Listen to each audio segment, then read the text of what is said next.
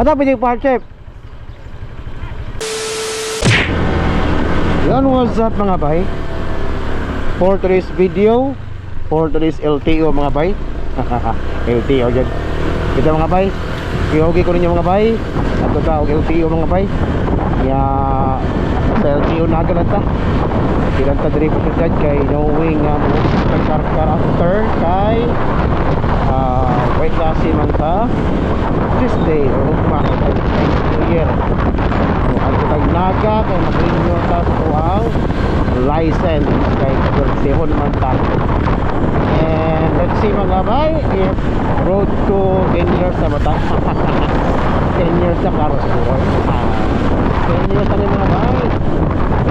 Kay wala man tayo demerits, wala man tayo violation via TOP. Kaya kato mga citation na ito mga bay, di na ito counted as demerits.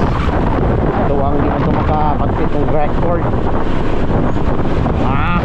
As of now, kasi hindi ay matandog ang utok sa taga LTO, i-appeal nila, diba? So as of now, so mga bay, natin recapitol dito nukag kay uli mo sa dalabihider 5 minutes later. Yan mga bay, mga naga, Pasko sa naga.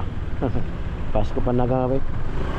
Wait at ito sa monument daw, o kay helmet sir, patin ka sir. Ito sa kamera sir. LTO naga monument, St. Francis man St. Francis of Assisi School. Naga.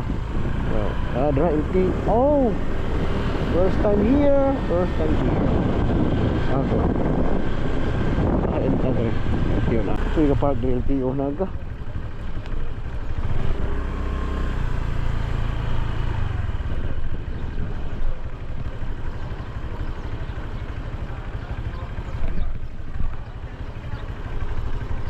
Ada pa yung park chef? Dire? Dire? Di ako may tiyo.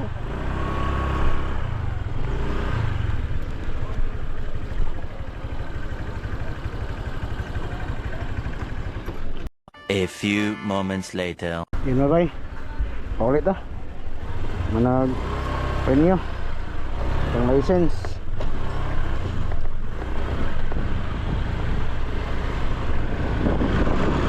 Na kalera renewal raman.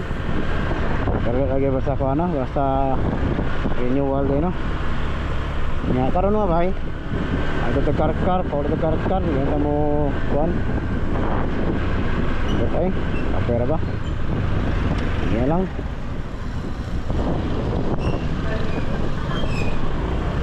Ano. Let's go! Mana mabay, narin nyo itong lisensya. May problema hon 10 years na gyud. 10 years bawal dire. No entry. Bawal? Yeah. Amat. Okay. Okay, jari. Ayan mga bay. Tara, let's. Ako ang tingog ang bande mga bay.